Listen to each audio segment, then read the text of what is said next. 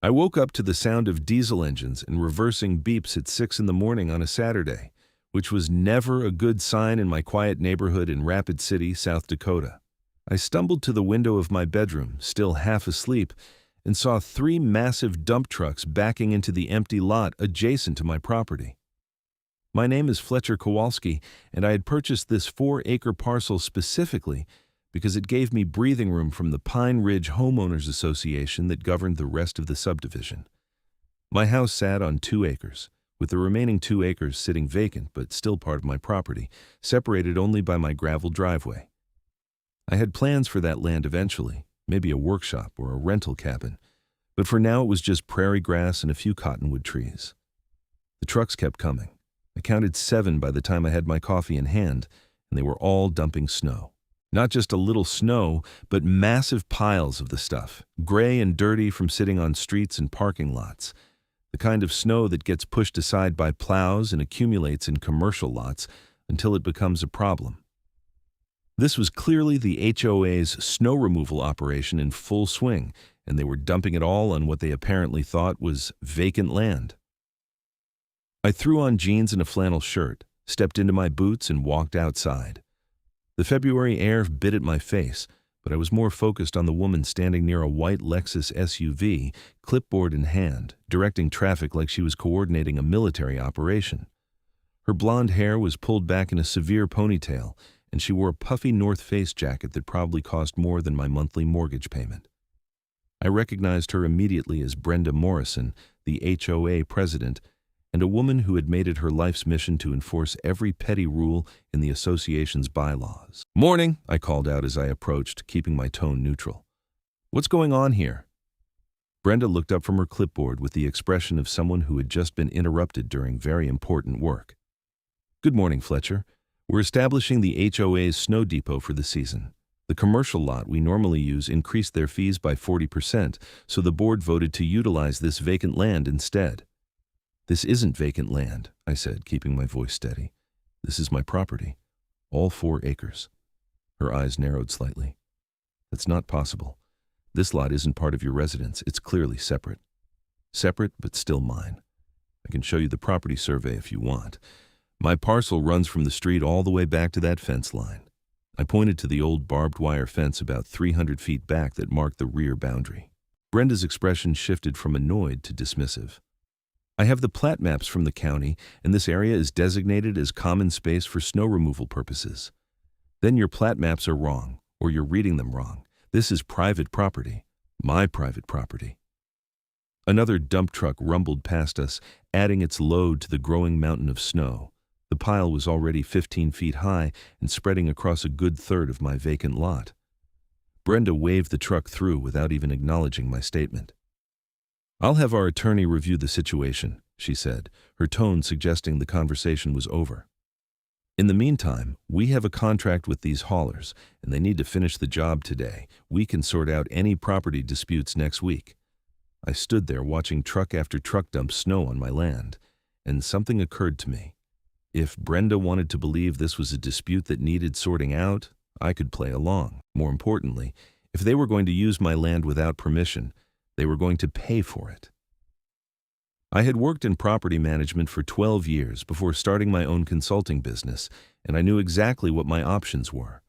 But I also knew that sometimes the best move is to let your opponent commit fully to their mistake before you correct them. "Fine," I said, turning back toward my house. "Finish your job." Brenda looked almost surprised that I was backing down so easily. "I'm glad you're being reasonable about this." I didn't respond. Reasonable wasn't exactly the word I would have used for what I was planning. By noon, the trucks had dumped approximately 400 cubic yards of snow across my property. I knew this because I had spent the morning taking photographs from every angle, using my phone's GPS to timestamp and geolocate each image. I documented the trucks, their license plates, the company name on the sides, and most importantly, Brenda directing the entire operation. I also pulled up the property deed from my home office safe, along with the survey I'd had done when I bought the place 3 years ago. Everything was crystal clear. The parcel identification numbers, the lot lines, the acreage. All of it was mine. Around 1 in the afternoon, After the last truck had rumbled away and Brenda had left in her Lexus, I called my attorney. His name was Marcus Hendricks, and he had handled my real estate closing when I bought the property. He was a sharp guy in his 50s who had built his practice on land disputes and contract law. "Fletcher, good to hear from you," Marcus said when he picked up. "What can I do for you?" "The HOA just dumped about 400 cubic yards of snow on my property without permission. The president insisted they had the right to use the land, even after I told her it was mine." There was a pause. "Did you tell them to stop?" "I told them it was my property. She said they'd sort it out later and kept directing the trucks. I've got photographs, timestamps, everything documented." "And you let them finish?" "I let them finish," Marcus laughed. "You sneaky bastard, you know what this means, right? I've got a few ideas, but I want to hear yours first." "Well, first, they've committed trespass. Second, they've stored materials on your property without a lease or agreement. Third, if they want to keep that snow there until it melts, they're going to need your permission, and permission costs money." "That's what I was thinking. What's the going rate for land rental around here?" "For industrial storage, you could easily justify $3,000 to $5,000 a month, especially on short notice. But here's the thing. You need to move fast. If you send them a letter Monday morning demanding they remove everything immediately, they'll probably scramble to do it and you'll get nothing but maybe some damages for the trespass. But if you offer them a lease, a temporary land use agreement, you could turn this into actual revenue. How fast can you draft something? I can have it ready by tomorrow afternoon. But Fletcher, you need to be prepared for them to fight this. HOAs can be vindictive, especially when they've been caught making a mistake. Let them fight. I've got documentation, and they're the ones who dumped snow on private property without permission."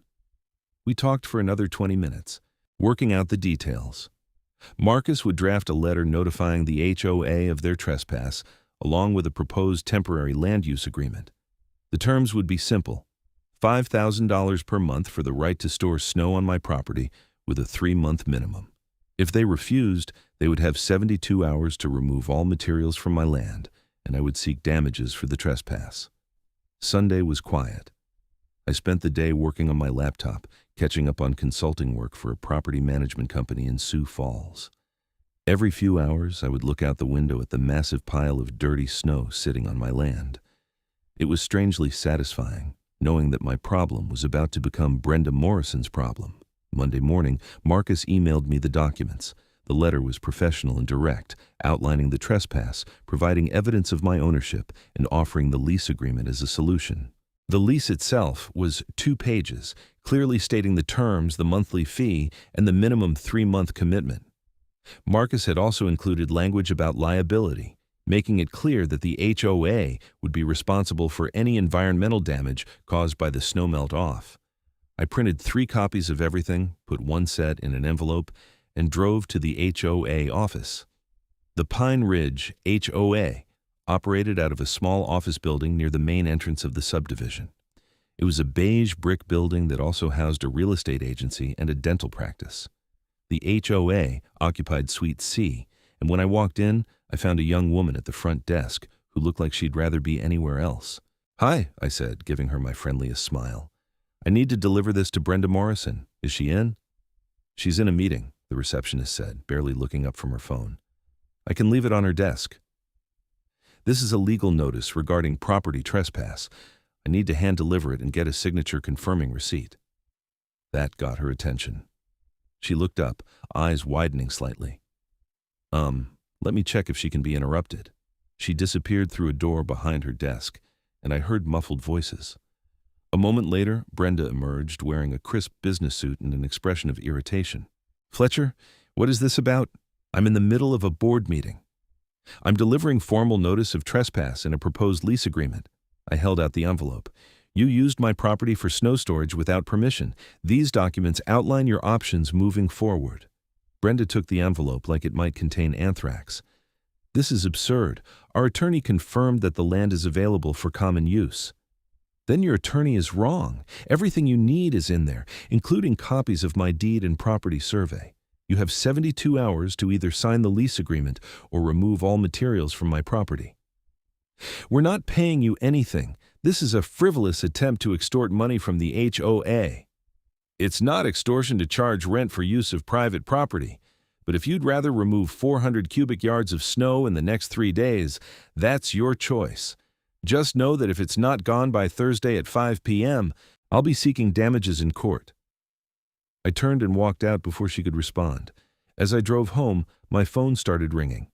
It was a number I didn't recognize, but the area code was local. I let it go to voicemail.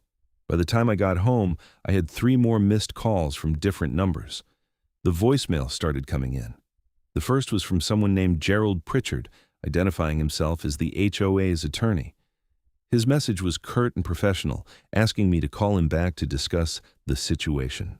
The second was from Brenda herself, her voice tight with anger, demanding that I stop harassing the HOA with frivolous legal threats. The third was from another board member, a man named Donald something, trying to sound conciliatory and asking if we could meet to work things out. I called Marcus and told him about the messages. "Don't respond to any of them yet," he advised. "Let them sit with the notice for 24 hours. They need to understand you're serious. Tomorrow you can call the attorney back and be professional but firm. Make it clear you're not negotiating on the fundamental issue, which is that they used your land without permission." Tuesday afternoon, I returned Gerald Pritchard's call. He picked up on the second ring. "Mr. Kowalski, thank you for calling back. I've reviewed the documents you delivered to Mrs. Morrison, and I have to say, I think there's been a misunderstanding." "No misunderstanding on my end. Your client dumped snow on my property without permission. The HOA believed the land was available for common use based on the subdivision plat. It was an honest mistake." "Mistakes have consequences, Mr. Pritchard. They used my land, and if they want to continue using it, they need to pay for it. $5,000 a month is excessive. That's commercial rates for prime real estate." "It is commercial use of real estate. They're storing industrial waste, essentially. And they did it without asking. If they'd come to me first, maybe we could have negotiated a better rate. But they didn't." There was a long pause. "What if we offered to pay for 1 month? And during that month, we'll arrange for the snow to be removed? 3-month minimum. That's in the lease. By the time they arrange removal, schedule trucks, and actually get it done, we'll be well into April. That snow isn't going anywhere quickly. I need to consult with my client. Can you give us until end of business tomorrow?" "Thursday at 5 p.m. is the deadline I gave. Whatever you decide, it needs to be decided by then." Wednesday passed slowly. I worked from home, fielding calls from 2 of my consulting clients and trying not to obsess over the situation. Around 3 in the afternoon, Marcus called. "I just got off the phone with Pritchard. They're going to sign the lease." "Seriously?" "Seriously. They got quotes from hauling companies, and it would cost them nearly $20,000 to remove all that snow on short notice. Paying you $15,000 over 3 months is cheaper, and it buys them time to make other arrangements for next year." "When do we finalize it?" "They want to meet tomorrow at 10 a.m. at their attorney's office to sign everything. I'll be there with you." Thursday morning was cold and clear. I dressed in slacks and a button-down shirt, wanting to look professional. Marcus met me in the parking lot of Pritchard's office, a modern building in downtown Rapid City with views of the Black Hills in the distance. "Remember, stay calm and professional," Marcus said as we walked to the entrance. "They're going to be unhappy, but they're doing this because it's their best option." Gerald Pritchard's office was on the 3rd floor, and we were shown into a conference room where Brenda Morrison sat with 2 other board members, a thin man in his 60s and a heavy-set woman in her 50s. Pritchard sat at the head of the table, 2 copies of the lease agreement in front of him. "Thank you for coming," Pritchard said, gesturing to the chairs across from the HOA board. "I think we can make this quick and painless." "Before we sign anything," Brenda said, her voice icy, "I want it on record that we believe this lease is unconscionable and that we're only signing under duress." Marcus smiled. "You're free to believe whatever you want, Mrs. Morrison, but there's no duress here. You have options. You can sign the lease or you can remove the snow. Those are both reasonable options." "Reasonable," Brenda muttered. "This is highway robbery." "It's the market rate for what you're using," I said, keeping my voice level. "If you'd asked permission first, maybe we could have negotiated something different. But you didn't." The thin man, who introduced himself as Robert Fleming, spoke up. "Can we at least negotiate the monthly rate? $5,000 is steep for our budget." "The rate is $5,000, I said. That's not negotiable. The lease is a take-it-or-leave-it offer. Pritchard cleared his throat. My clients understand that. We're prepared to sign, but we want assurances that there won't be any additional claims or demands during the lease period. Marcus nodded. That's already in the agreement. As long as the HOA pays on time and doesn't cause any environmental damage, there won't be any additional issues. The signing took 15 minutes. Brenda signed her name with sharp, angry strokes, and the other board members followed suit. Pritchard witnessed the signatures, and Marcus and I did the same. When it was done, I had a fully executed lease agreement and a check for the first month's rent. Pleasure doing business with you, I said, shaking Pritchard's hand. Brenda refused to make eye contact as Marcus and I left. In the parking lot, Marcus clapped me on the shoulder. Congratulations, you just made $5,000 off a pile of snow. 15 grand, I corrected, 3 months. Even better, just make sure you report it as income come tax time. The next few weeks were quiet. The check cleared and I deposited it into my savings account. The snow pile sat on my property, slowly melting as February turned into March. I occasionally saw HOA trucks driving past, probably checking on their depot, but no one bothered me directly. Then, in mid-March, I got an email from Pritchard's office. It was brief and formal. The HOA was requesting a 1-month extension of the lease with the same terms. Apparently, they hadn't found a better solution for the snow storage, and they wanted to keep using my land through the end of April. I forwarded the email to Marcus. What do you think? It's up to you, he replied. You've got them over a barrel. You could ask for more money, or you could just agree to the same terms. I thought about it. Part of me wanted to stick it to Brenda and the HOA board for their arrogance and their assumption that they could use my land without asking. But another part of me recognized that I'd already made my point. $15,000 for 3 months of storing snow was a windfall I hadn't expected. Another $5,000 would be nice, but it wasn't worth creating more animosity. Same terms, I told Marcus. 1-month extension, $5,000, same liability provisions. He drafted an addendum to the lease, and by the end of the week, it was signed. The second check arrived a few days later. April in South Dakota is unpredictable. Some days are warm and sunny, melting snow at an impressive rate. Other days bring late-season storms that dump another 6 inches of powder. The HOA's snow pile shrank significantly during the warm spells, but it was still a noticeable mound of dirty ice by the time the lease extension expired at the end of April. On May 1st, I walked out to inspect the site. Most of the snow was gone, leaving behind patches of dead grass and a few muddy spots. There was no environmental damage that I could see, no fuel spills or contamination. The HOA had kept up their end of the bargain, and I'd made $20,000 in the process. I was mowing my lawn a week later when Brenda's white Lexus pulled into my driveway. I shut off the mower and waited as she got out, her expression unreadable. Fletcher, she said, stopping a few feet away. I wanted to talk to you about next year. What about next year? The board is already planning for next winter's snow removal. We've gotten quotes from several commercial lots, but they're all expensive. I wanted to ask if you'd be willing to lease your land again, but at a more reasonable rate. I almost laughed. After everything she'd put me through, the dismissive attitude, the insistence that she was right, now she was asking me for a favor. What rate did you have in mind? $2,000 a month. That's closer to what we budgeted for. And if I say no? Brenda's jaw tightened. Then we'll find somewhere else. But I'm trying to be neighborly and give you the opportunity to earn some extra income. Neighborly, I repeated. Brenda, you dumped snow on my property without asking, insisted you had the right to do it even after I told you it was mine, and only agreed to pay when you realized it would cost more to fix your mistake. Now you're asking me to cut my rate by more than half and calling it neighborly. We made a mistake, she said, and I could tell the admission cost her. I should have checked the property records more carefully before authorizing the dumping. But the fact remains that you made $20,000 off an empty piece of land. That's not bad for 4 months. She had a point, but I wasn't about to let her dictate terms again. Here's my offer, I said.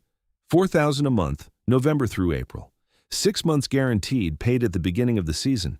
That's $24,000 up front, and you have guaranteed snow storage for the entire winter. Take it or leave it. That's still more than we want to pay. Then pay more to someone else. But if you want to use my land next winter, those are my terms.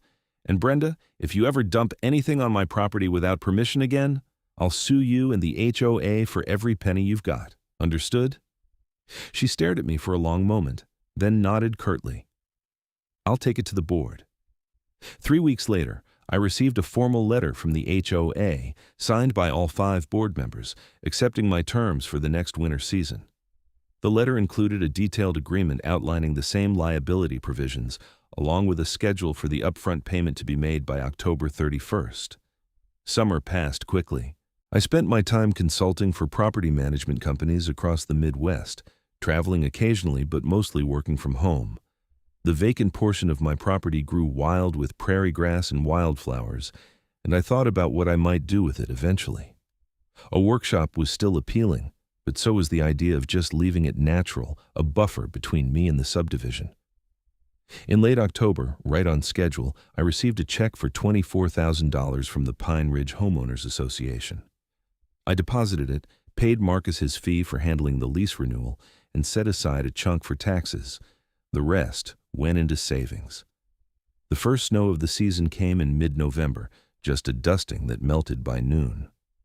The serious snow didn't start until December, and that's when the HOA trucks began showing up again. This time, they had a proper system in place. A loader would spread the snow across the designated area of my property, keeping it organized and compact. Brenda was never there supervising. Instead, the HOA had hired a snow management company that handled everything professionally. By January, the snow pile was impressive again, a testament to the hard winter South Dakota was having.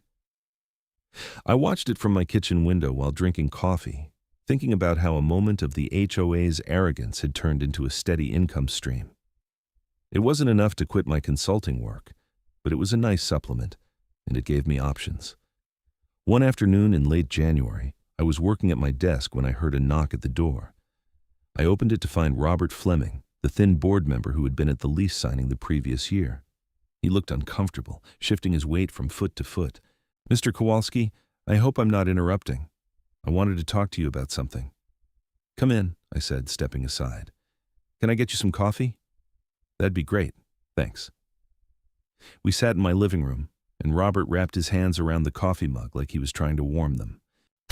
"I'm not here in any official capacity," he started. "The board doesn't know I'm talking to you, but I thought you should know what's going on." "What's going on?"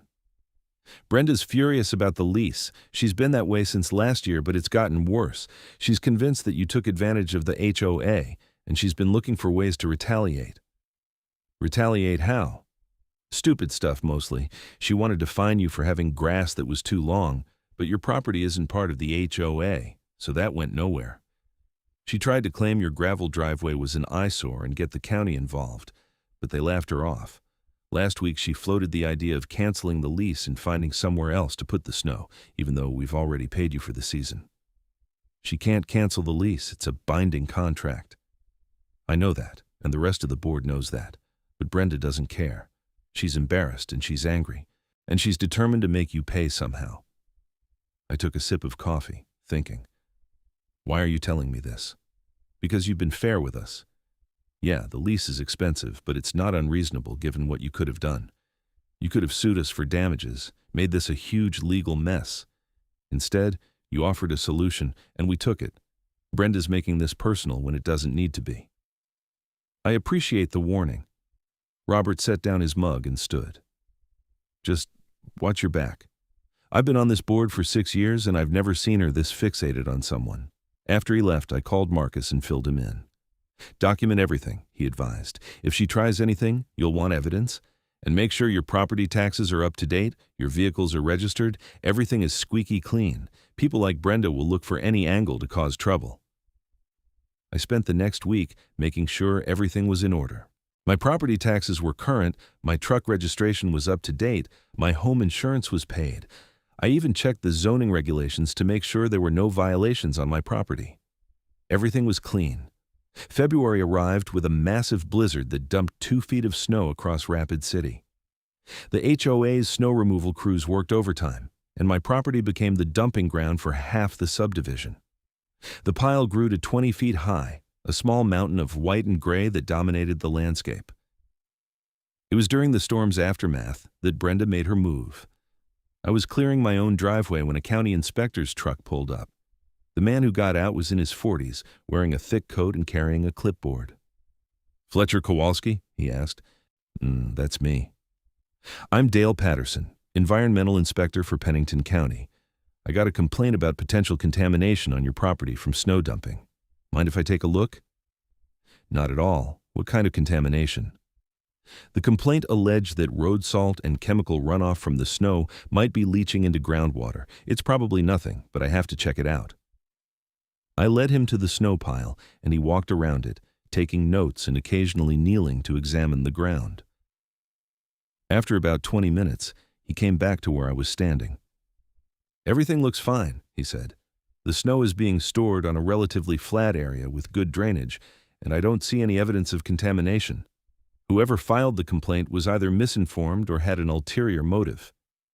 "Can I ask who filed it?" "I'm not supposed to say, but between you and me, it came from someone at the Pine Ridge HOA office. The name on the complaint was Brenda Morrison." I wasn't surprised. "She's been unhappy about me leasing this land to the HOA for snow storage. I think this is her way of causing problems." Dale shook his head. "Filing false environmental complaints is a serious issue. If she keeps it up, she could face fines." "I'll keep that in mind. Thanks for checking things out." After Dale left, I called Marcus again. "She filed a false environmental complaint," he said, and I could hear the anger in his voice. "That's not just petty, that's potentially illegal." "The inspector said everything was fine. I'm documented and cleared." "Good. Keep that inspection report. If she tries anything else, we might need to pursue a harassment claim." March brought warmer weather and the slow melt of the snow pile. I spent my time working and watching the pile shrink day by day. By the end of March, it was half the size it had been in February, and by mid-April, it was mostly gone. On April 29th, the last day of the lease period, Brenda showed up at my door again. This time, she wasn't alone.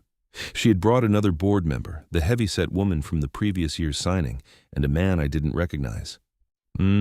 "Fletcher," Brenda said, her tone clipped. "We need to discuss next year's lease." "What about it?" "The board has decided we're not going to renew. We found another location that better suits our needs." "Okay," I said simply. "Thanks for letting me know." Brenda looked taken aback, like she'd been expecting an argument. "You're not upset?" "Why would I be? It's your decision. The current lease expires tomorrow, and if you don't want to renew, that's your right. We also want to inspect the property for any damage before the lease officially ends." "Go ahead. The inspector from the county already cleared it, but you're welcome to look around." The three of them walked the property while I watched from my porch. They spent about 15 minutes poking around the area where the snow had been, clearly looking for something to complain about. Eventually, they came back empty-handed. "Everything appears to be in order," the man I didn't recognize said. He introduced himself as Kenneth Barber, the HOA's new treasurer. "We'll send you a formal letter confirming the lease has ended and that there are no outstanding issues." "Sounds good." After they left, I went inside and made myself a sandwich. I'd made $24,000 from the lease, and if they didn't want to renew, that was fine with me. I'd been thinking about building that workshop anyway, and the vacant land would be perfect for it. 3 days later, I received a certified letter from the HOA. It was exactly what Kenneth had promised, a formal notice that the lease had ended and that the property had been inspected and cleared. I filed it away with the rest of the paperwork. Summer came, and I started planning the workshop in earnest. I hired an architect to draw up plans, got quotes from contractors, and applied for the necessary building permits. The project was going to cost about $40,000, but I had the money saved, including the income from the snow lease. In late July, I was at the county office picking up my approved building permit when I ran into Dale Patterson, the environmental inspector. "Fletcher, how's it going?" he asked. "Good. Just got my permit for a new workshop." "Nice. Hey, I wanted to give you a heads up about something. That woman who filed the complaint about your property last winter, Brenda Morrison, she tried to file another one last month." "Another environmental complaint?" "Yeah, this time alleging that you were planning to build an industrial facility that would cause noise and air pollution." I looked into it, saw it was just a personal workshop, and dismissed the complaint. But I also flagged her in our system. If she files any more frivolous complaints, she'll be fined. Thanks for the warning. No problem. People like her give HO as a bad name. Construction on the workshop began in August. The contractor was a local guy named Mike who did excellent work and stayed on schedule. By mid-September, the structure was framed and roofed. By October, the electrical and plumbing were done. By early November, it was finished. A beautiful 1,400 square foot workspace with high ceilings, plenty of natural light, and room for all my tools and equipment. I was standing in the workshop, admiring the finished product, when my phone rang. It was Marcus. "Fletcher, you're not going to believe this. Try me. I just got a call from Gerald Pritchard. The HOA wants to lease your land again for snow storage. I thought they found another location." Apparently, that location fell through. The landowner sold the property, and the new owner isn't interested in leasing it. Now the HOA is scrambling because winter's almost here, and they don't have anywhere to put their snow. What are they offering? They want to go back to the original terms, $4,000 a month, November through April. I thought about it. The workshop took up about a quarter of the vacant land, but there was still plenty of space for snow storage, and another $24,000 would be nice. Tell them I want $5,000 a month, paid up front for the season, $30,000 total, same liability provisions as before. And I want a clause that says, if Brenda Morrison files any more false complaints or takes any action that could be construed as harassment, the lease is void, and they forfeit the remaining balance. Marcus laughed. "You're really twisting the knife. She brought this on herself. If she'd treated me with respect from the beginning, we wouldn't be here. I'll draft it up and send it over." 2 days later, I received a call from Robert Fleming. "Fletcher, the board got your proposed lease terms. There's been some discussion, and I wanted to reach out personally." "What kind of discussion?" "Brenda's furious, of course. She thinks you're being vindictive and that the anti-harassment clause is a direct attack on her." "It is a direct attack on her. She's filed false environmental complaints, tried to get me in trouble with the county, and generally made my life difficult because she's embarrassed. I'm not signing a lease without protections." "I understand, and honestly, most of the board agrees with you. The problem is that Brenda's still the president, and she's refusing to sign off on the lease unless that clause is removed. Then you'll need to find somewhere else to store your snow." There was a long pause. "What if Brenda resigned as president? Would you consider removing the clause then?" "Is she actually considering resigning?" 3 of the 5 board members have told her that if she doesn't, they'll call for a vote of no confidence. She's been a problem for a while now, and this situation with you was the last straw. If she steps down, Kenneth Barber will take over as president, and he's much more reasonable. If Brenda resigns and is no longer involved in HOA management, I'll consider removing the clause. But I want it in writing that she's no longer on the board. Give us a week." Exactly 1 week later, I received an email from Robert. Attached was a formal resignation letter from Brenda Morrison, effective immediately, citing personal reasons. The board had voted unanimously to accept her resignation and appoint Kenneth Barber as the new president. I called Marcus. "She resigned. Draft the lease without the harassment clause, but keep everything else the same." The new lease was signed on November 15th. Kenneth Barber came to my house personally, along with Robert Fleming. We sat at my kitchen table, reviewed the terms, and signed the documents. Kenneth handed me a check for $30,000. "I want to apologize for how this whole situation started," Kenneth said. "Brenda should have verified the property ownership before dumping snow on your land, and she definitely shouldn't have made things personal. On behalf of the board, I'm sorry." "I appreciate that. And for what it's worth, I don't have anything against the HOA. I just don't like being taken advantage of." "Understood. We'll make sure this year goes smoothly." And it did. The snow came, the trucks dumped it in the designated area, and everything ran like clockwork. I watched from my new workshop while I worked on various projects, the pile of snow growing and shrinking with the weather patterns. In February, I saw Brenda one last time. I was getting gas at a station near the subdivision entrance when her white Lexus pulled in across from me. She got out, saw me, and froze. For a moment, we just looked at each other. Then she got back in her car and drove away without getting gas. I finished filling my tank and drove home, thinking about how much had changed in 2 years. What started as an arrogant HOA president dumping snow on my property without permission had turned into a steady income stream and a new workshop. More than that, it had reinforced a lesson I'd learned in my years working in property management. Documentation and knowing your rights are everything. The lease ran through April without any issues. By the time the snow melted and the ground dried out, I'd made another $30,000. The HOA sent a formal thank you letter signed by Kenneth and the entire board, expressing their appreciation for the use of my land and confirming that they'd like to renew for the following year. I agreed, and we signed another lease for the next winter season. Same terms, same rate, same professional relationship. 3 years after that first morning when I woke up to dump trucks on my property, I'm still leasing the land every winter. The workshop is full of tools and ongoing projects. My consulting business is thriving, and I have a steady supplemental income from snow storage that has become a reliable part of my financial planning. I heard through Robert, who I occasionally have coffee with, that Brenda moved out of the subdivision last year. Apparently, after resigning from the board, she couldn't handle the embarrassment of staying in a community where everyone knew she'd been forced out. She sold her house and moved to somewhere in Montana, and I haven't seen or heard from her since. The Pine Ridge HOA, under Kenneth's leadership, has become much more professional and reasonable. They handle their responsibilities without drama, treat residents with respect, and actually verify facts before taking action.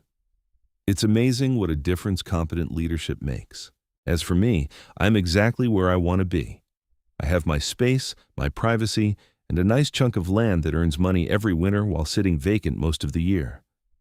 Eventually, I might develop the rest of it, maybe build a rental cabin or a second workshop. But for now, I'm content to let the snow pile up every winter, collect my $30,000, and watch the seasons change from the comfort of my property. The whole experience taught me something valuable about standing up for yourself and knowing your worth. When someone tries to take advantage of you, whether it's an HOA president or anyone else, the worst thing you can do is back down if you're in the right. Document everything, know your rights, and don't be afraid to enforce them. Sometimes, the best revenge isn't revenge at all. It's turning someone else's mistake into your own opportunity. Every winter when I see the first snowflakes start to fall, I think about that February morning when Brenda Morrison stood on my property, clipboard in hand, directing trucks to dump snow on land she thought she had the right to use. I think about how certain she was, how dismissive of my objections, how confident in her authority. And then I think about the $75,000 I've made in the years since, all because she couldn't be bothered to check a property survey before making assumptions. It's a good reminder that arrogance has a price, and sometimes, if you're patient and you play your cards right, someone else ends up paying it.